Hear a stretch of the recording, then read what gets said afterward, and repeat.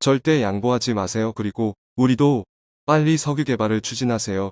여당 야당 힘을 합쳐 미국의 힘을 빌려서 나도 절대 양보하지 말고 정치인과 경제인들이 머리를 짜 꼭 석유 자원을 확보하길 바랍니다. 중국 겁낼 필요 없어요. 국가 대 국가로 상대하면 됩니다. 훌륭한 젊은 인재, 애국심 가득한 대한민국 국민이 정부를 바치고 있으니까 힘내세요. 화이팅.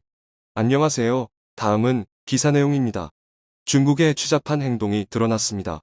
서해상의 자원을 몰래 개발하려는 시도가 발각되면서 한국인들의 공분을 샀는데요. 이에 정부는 신속한 움직임을 보였다고 합니다. 해병대를 동원해 중국의 도발을 원천 차단한 것인데요. 중국 정부는 한국의 움직임에 놀라며 당황함을 감추지 못했다고 합니다. 서해를 순식간에 긴장 상태로 만든 한국의 강력한 대처. 대체 어떻게 된 일인지 지금부터 자세하게 설명해 드리겠습니다. 산업의 검은 석유. 몇 년 전부터 석유를 비롯한 석탄 자원의 위험성을 강조하며 많은 국가들이 석유 대신 친환경 에너지를 사용할 것을 주장. 미국과 유럽연합은 누구보다도 앞장서서 석유 퇴출에 목소리를 높였습니다. 하지만 우크라이나 전쟁 이후 이 모든 것은 현실 앞에서 아무런 의미 없는 행위였다는 것이 밝혀졌는데요. 친환경 에너지의 유용성을 강조하며 태양과 조력 에너지 등 다양한 에너지원으로 바꾸려고 했으나 석유의 힘을 이기진 못했죠. 그동안 유럽은 러시아로부터 천연가스를 수입해왔습니다. 값싼 천연가스로 난방은 물론이고 전기까지 생산했던 유럽은 전쟁 이후 갑자기 끊긴 에너지 타격으로 정신을 차리지 못했죠. 심지어 유럽 국가들 중 일부는 러시아에 대한 경제 제재가 진행되는 와중에도 몰래 석유를 수입하려는 파렴치한 행동을 저질렀는데요. 우크라이나 젤렌스키 대통령은 대표적인 국가로 독일을 꼽았습니다. 그는 BBC와의 인터뷰에서 미국과 영국 등 많은 곳에서 우리에게 도움을 주고 있지만 독일과 같은 국가는 몰래 석유를 수입하면서 우크라이나 등에 칼을 꼽고 있다며 이중적인 태도를 꼬집었는데요. 독일 입장에서도 에너지 문제는 국내의 문제, 석유가 없으면 당장 공장은 물론이고 석유 기반 사업을 전혀 운영할 수 없기에 제재에도 불구하고 몰래 러시아산 석유를 이용한 것이죠. 암담하게도 이번 우크라이나 전쟁을 통해 각 국가가 가지고 있는 미천 오하이 그대로 드러나게 되었죠. 도덕을 부르짖으며 러시아에 대해 비난을 가했던 국가들이 막상 러시아 천연 자원의 도움을 받지 않고선 버티지 못한 것이 밝혀진 것입니다. 러시아산 석유 및 천연가스가 동결되면서 석유 자원에 대한 필요성은 더욱 증가했죠. 이에 미국은 러시아산 석유를 대체할 수 있는 베네수엘라는 물론 중동 산유국을 방문해 증산을 요청하는 행보를 보였습니다. 러시아 제재를 효과적으로 하기 위해선 어쩔 수 없는 결단이었죠. 그러나 미국의 바람과는 달리 이는 불가능했습니다. 사무총장인 모하마드 바르키는 보고서를 통해 러시아산 원유 공급이 일평균 700만 배럴 이상 부족해질 가능성이 높으며 수요 전망을 보면 손실 대체는 불가능하다고 밝혔습니다. 석유 부족은 비단 유럽 국가와 미국에만 해당되는 이야기는 아닙니다. 중국도 석유에 대해 민감할 수밖에 없었는데요. 특히 세계의 공장이라고 불리던 중국은 석유와 석탄 등 탄소 기반 에너지가 없으면 나라 경제가 망할 정도로 이들 에너지원에 크게 의존하고 있었던 것이 사실입니다. 14억이 넘는 인구는 물론이고 세계 시장에 판매할 물건을 위해선 석유를 무슨 수를 써서라도 확보하는 것이 필요했는데요. 중국은 최악의 선택을 하게 되었죠. 바로 한중 잠정 조치 수역에 잠든 석유를 몰래 캐내려고 한 것입니다. 이 사실은 서해를 순시하던 어업지도선 무궁화호가 제2광구 서쪽 한중 잠정 조치 수역을 순회하던 도중 이상한 물건을 발견하면서 알게 된 것인데요. 무궁화호가 가까이 가보니 이동식 석유 시추 구조물인 것으로 밝혀졌습니다. 이제까지 중국은 한국과의 분쟁을 염려해 이곳에는 어떠한 구조물을 설치하지 않았습니다. 그런데 중국은 노골적으로 구조물을 설치하며 석유를 빼내려고 했던 거죠. 그런데 왜 중국은 서해를 노린 것일까요? 중국은 신장 위구르는 물론이고 미국에도 사업체를 두며 석유 사업에 있어서 발을 넓게 뻗치고 있었던 것이 사실인데요. 중국 석유천연 가스 집단 CNPC와 중국 석유화공 집단 신오펙은 중국 내륙에서 지배적인 에너지 기업으로 이름을 떨친 기업인데 서해에 발을 뻗은 이가 부족할 것 없는 이들 기업이라는 소문이 돌면서 의문은 증폭되었죠. 이들이 무리를 해서라도 서해에 욕심을 낸 것은 서해에 잠재되어 있는 석유량이 다른 곳에 비해 월등할 정도로 많았기 때문입니다. 이를 간접적으로 알 수 있는 것이 바로 서안만 지역입니다. 북한 자원 탐사를 했던 영국의 지질학자 마이크 레고는 2015년 지구과학 매체 지오엑스프로에 기고문을 올리며 북한에 잠재되어 있는 엄청난 양의 석유를 세상 밖으로 공개했는데요. 서안만에 잠겨있는 엄청난 양의 석유는 믿을 수 없는 규모라 말하며 탄성파 탐사를 진행해본 결과 서안만에 묻혀있는 자원은 몇십 년간 자원 걱정을 할 필요 없을 정도라는 분석까지 남겼죠. 중국 역시 서안만에 묻혀있는 석유의 가치를 눈여겨보고 있었습니다.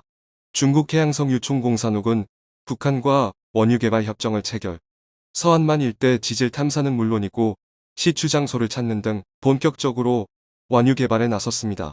그러나 북중 관계가 경색되면서 개발은 정지되었죠. 이때 중국은 서안만은 물론이고 서해를 중심으로 자원 부존량을 탐사, 생각 이상으로 엄청난 양이 묻혀 있는 것을 알게 된 것입니다. 자세한 결과를 알기 위해 중국은 미국 대본에너지 코퍼레이션과 손을 잡고 서해 1134 광구 주변을 탐색하기에 이릅니다. 수심 20에서 60m 밖에 되지 않는 이 지역은 국내 대륙동 1위 광구 연장 부분에 있는 곳이었죠. 그 결과는 놀라웠는데요. 신장 위구르를 비롯해 중국 내륙에 있는 석유 자원 부존량을 다 합쳐도 서해 바다에 묻혀있는 자원량에 비할 수 없을 정도였죠. 중국은 혀를 찰 수밖에 없었습니다. 특히 많은 자원이 묻혀있는 지역은 한중 잠정 조치수역으로 한국과 이권이 걸려있는 장소였기에 혼자 석유를 독차지하려던 중국 입장에서는 매우 아쉬울 수밖에 없었죠. 한국과 중국이 200캐리에 해당하는 배타적 경제수요기지를 설정할 경우 서해는 필연적으로 중첩되는 지역이 발생하게 됩니다. 갈등을 해소하고 자원 분배를 위해 맺은 조약이 한중어업협정이고 2001년 한중 계약에 의해 발효되었죠. 이 지역 개발을 원하면 한국과 공동 개발을 하면 되는 상황.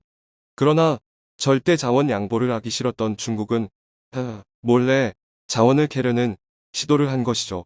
이에 한국 정부는 분노를 드러냈는데요. 아주 오래전 중국이 2004년에 있었던 한국의 유전 탐사 활동에 대해 해양 주권과 권익에 피해를 줬다며 강력하게 반발했던 적이 있었기 때문이죠. 본인들이 주장한 논리를 스스로 뒤집는 행동이 벌어진 것입니다.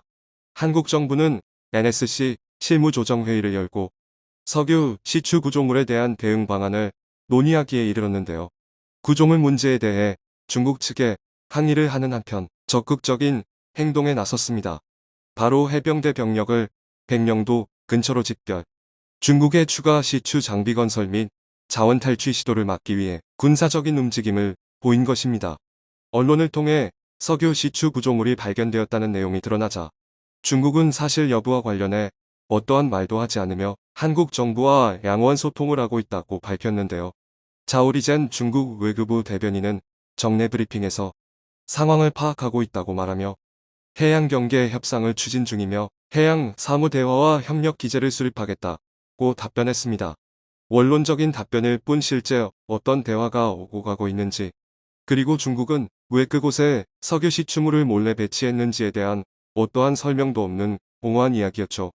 이에 분노한 한국 정부가 해병대 병력을 서북도에 집결한 것은 중국의 행위를 좌시하지 않겠다는 강력한 의지 표명이었습니다. 이에 발맞춰 미군도 최근 놀라운 움직임을 보였는데요.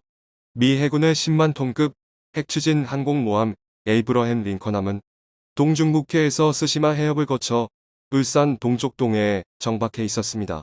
북한의 태양절을 맞이해 군을 움직인 것이라는 분석이 지배적인 가운데 에이브러햄 링컨함이 갑작스럽게 서해로 방향을 틀었다는 정보가 나왔습니다. 태안 쪽으로 방향을 옮기며 서해 쪽으로 링컨함이 움직이자 중국 역시 당황할 수밖에 없었다고 하는데요. 미국 중국 간 갈등이 지금도 이어지는 상황에 미군 항공모함이 중국으로 이동한 것은 의미심장한 일이라고 볼 수 있는데요. 군사 전문가들은 북한은 물론이고 중국의 허튼 수작을 견제하기 위해 함대를 움직인 것이라는 분석을 내놓았습니다. 언론을 통해 중국의 불법 시추 흔적이 발견된 이후 미국의 움직임이었기 때문에 그럴 가능성은 높았습니다. 중국 정부는 미군은 자중해야 할 것이라며 외교적인 비난을 했을 뿐 그 이후로 군사를 움직이거나 외교 채널을 통한 소통은 없는 상황. 어떻게 보면 한국과 미국의 군 움직임에 놀란 중국이 쓸데없는 짓을 하지 않는 것이라 볼 수 있죠.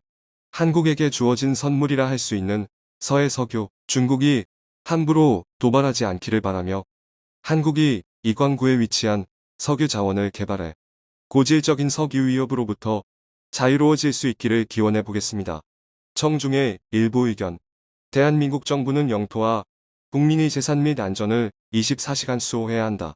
정부 빠른 조치가 정말 다행입니다. 항상 오랑캐들을 조심해야 합니다. 그 구조물을 불능화시켜야 한다. 좌시해서는 안 된다. 백령도 공항을 빨리 완공시키고 서해 끝자락에 있는 섬들에 플로팅도 마련하고 군함들이 정기적으로 들르도록 함은 물론 포대를 설치하여 대비해야 한다. 역시 국가 통치자가 강력한 사람이 돼야 한다. 윤 대통령 되니 국방부도 강력한 행동으로 변하였다. 자주 국방의 무서운 힘과 정신만이 국가를 지킨다. 서해의 병력 증강에서 중국어선 및 자원 도둑질을 막아야 한다. 시청해 주셔서 감사합니다.